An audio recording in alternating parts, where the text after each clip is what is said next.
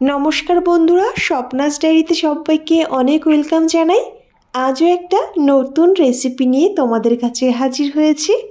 আজ শেয়ার করব ক্যাপসিকামের এক ইউনিক রেসিপি। এই রেসিপিটি একবার ট্রাই করলে বারবারই তৈরি করতে মন চাইবে। খুব সহজে তৈরি করা যায়, খেতে যেমন অসাধারণ, তৈরি করাও একদম সহজ। তো বন্ধুরা, স্বপ্নাস ডায়েরিতে সবাইকে অনেক ওয়েলকাম জানিয়ে আমি ভিডিওটি শুরু করছি। প্রথমেই একটা ক্যাপসিকাম নিয়ে মাঝ বরাবর কেটে নিলাম, আর মাঝে যে অংশটা রয়েছে সেটা কেটে বাদ দিচ্ছি, মানে ভিতরটা পরিষ্কার করে নিলাম। এইবার ঠিক এই রকম সাইজ করে এইভাবে গোল গোল করে কেটে নিচ্ছি।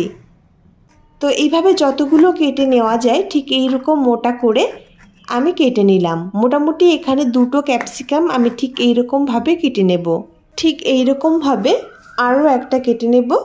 তো দেখো, তার জন্য ক্যাপসিকামের গোড়াটা একদম কেটে বাদ দিয়ে তারপর এইরকম যতটা মোটা করে কেটে নিতে চাও এরকমভাবে পিস পিস করে কেটে নিয়ে মাঝের অংশটা কেটে বাদ দিয়ে দিলেই হবে। এইভাবেও কেটে নিতে পারো, খুব সহজেই কিন্তু কেটে নেওয়া যায়। তোমরা দেখেই বুঝতে পারছো। এইভাবে কেটে একটা প্লেটে আমি তুলে নিলাম, ভালো করে ধুয়ে পরিষ্কার করে নিয়েছি। এবার একটা মিক্সিং বলে প্রথমেই দিয়ে দিচ্ছি মিডিয়াম সাইজের একটা পেঁয়াজ কুচি। পেঁয়াজটাকে একদম পাতলা পাতলা করে লম্বা লম্বা করে কেটে নিয়েছি। পেঁয়াজটা হাত দিয়ে একটু ছাড়িয়ে নিলাম। এবার এই পেঁয়াজের মধ্যে অ্যাড করছি কিছুটা কাঁচা লঙ্কা কুচি। এখানে 2-3টে কাঁচা লঙ্কা এরকম কুচি করে পেঁয়াজের সঙ্গে অ্যাড করে হাত দিয়ে ভালো করে পেঁয়াজের সঙ্গে মিশিয়ে নিলাম। এতে পেঁয়াজের মধ্যে কাঁচা লঙ্কার একটা ফ্লেভার ভালো মতো ঢুকে যায়। দিয়ে দিলাম এরপর গ্রেট করা আলুটা গ্রেট করে আমি ভালো করে ধুয়ে একটা সেকনিতে রেখেছিলাম। সেই গ্রেট করা কুচনো আলুটা দিয়ে দিয়েছি, আর তার সঙ্গে গ্রেট করা দিয়েছি গাজর। এখানে তোমাদের ইচ্ছা মতো সবজি অ্যাড করতে পারো। তার সঙ্গে ছোট ছোট করে কেটে নেওয়া ক্যাপসিকাম, পরিমাণ মতো লবণ, 1 চিমটি হলুদ গুঁড়ি, তার সঙ্গে দিয়েছি লাল লঙ্কার গুঁড়ি কিছুটা, আর সামান্য চাট মশলা। এরই সঙ্গে অ্যাড করে দেবো কিছুটা ম্যাগি মশলা। এই ম্যাগি মশলাটা দেওয়ার কারণে খেতে কিন্তু খুবই ভালো লাগে। এরই সঙ্গে এবার দিয়ে দিচ্ছি একটা ডিম। এবারে সব কিছু ভালো করে মিশিয়ে নেব। একটা চামচের সাহায্যে আস্তে আস্তে সব কিছুকে ভালো করে মিশিয়ে নিতে হবে। এখানে আমি আলু আর গাজর দিয়েছি, চাইলে তোমাদের ইচ্ছা মতো সবজি এখানে অ্যাড করতে পারো। ভালো করে মিশিয়ে নিলাম। তো দেখো, এই অবস্থায় কিন্তু সব কিছু ভালো করে মিশিয়ে নিয়েছি। এবার অন্যদিকে একটা কড়াই বসিয়ে দিলাম। কড়াইটা গরম হয়ে গেলে দিয়ে দিচ্ছি সামান্য রিফাইন অয়েল। তেলটা কড়াইয়ের চারিদিকে ভালো করে ছড়িয়ে দিলাম, আর বেশ গরম হয়ে গেলে সেই কেটে নেওয়া ক্যাপসিকামগুলো এক একটা সাজিয়ে দিচ্ছি। মোটামুটি কড়াইতে যতগুলো দেওয়া যায় এখানে আমি 4 পিস দিয়ে দিলাম। ঠিক এইভাবে এবার যে পুরটা আমি তৈরি করে রেখেছি সেখান থেকে কিছুটা অংশ এই ক্যাপসিকামের মাঝে দিয়ে দিচ্ছি। চামচের সাহায্যে যতটা পুর দেওয়া যায় দিয়ে দিচ্ছি। সবগুলো একই রকমভাবে যতটা দেওয়া সম্ভব এইভাবে দিয়ে দেব। তো দেখো, এইভাবে সবগুলোতে আমি ভালো করে দিয়ে দিয়েছি।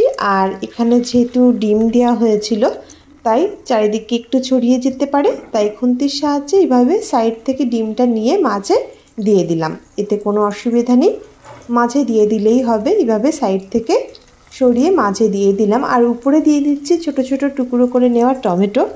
উপরে দিলে কি হয়, দেখতে খুব সুন্দর লাগে। চাইলে তোমরা পুরের সঙ্গে মিশিয়েও টমেটোটা অ্যাড করতে পারো। আমি এখন অ্যাড করেছি।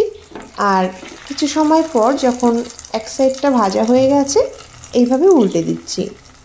এক সাইড ভাজা হলে অন্য সাইড উল্টে দিতে হবে। আর এইভাবে সবগুলোই উল্টে দেব। আর যেহেতু এই সবজিগুলোকে ভালো করে সিদ্ধ করেও নিতে হবে একই সঙ্গে, তাই আঁচটাকে মিডিয়ামে রেখে আমি কিছু সময়ের জন্য ঢেকে দেব। ঢেকে 2 মিনিট মতো জাল করে নেব, তাহলে সব কিছু সিদ্ধও হয়ে যাবে ভালো, আর ভাজাটাও খুব সুন্দর হবে। তো ফিরে আসছি 2 মিনিট পর। এক সাইড কিন্তু বেশ ভালো ভাজা হয়ে গেছে। আবারও উল্টে দিলাম। আরও কিছু সময় ওয়েট করব উল্টো সাইডটা আরও ভালো করে ভাজা হওয়ার জন্য। একই রকমভাবে আরও 2 মিনিটের জন্য ঢেকে দিয়েছি। 2 মিনিট পর ফিরে আসছি। দেখো, এই অবস্থায় কিন্তু 2 সাইডটা খুব সুন্দর ভাজা হয়েছে এবং ভিতর পর্যন্ত খুব ভালো সিদ্ধও হয়েছে।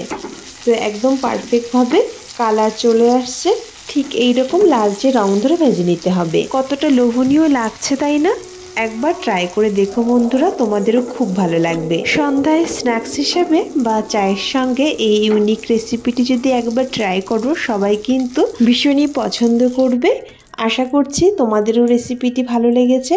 তো বন্ধুরা, যদি রেসিপিটি ভালো লাগে প্লিজ আমার চ্যানেলটি সাবস্ক্রাইব করে আমার পাশে থেকো। আর কেমন লাগলো তোমাদের রেসিপিটি অবশ্যই কমেন্টে জানিও। তো বন্ধুরা, আজ এ পর্যন্তই রেসিপিটি শেষ করছি। দেখা হবে নেক্সট কোনো নতুন রেসিপি নিয়ে। তোমরা ভালো থেকো বন্ধুরা, সুস্থ থেকো। আজ এ পর্যন্তই।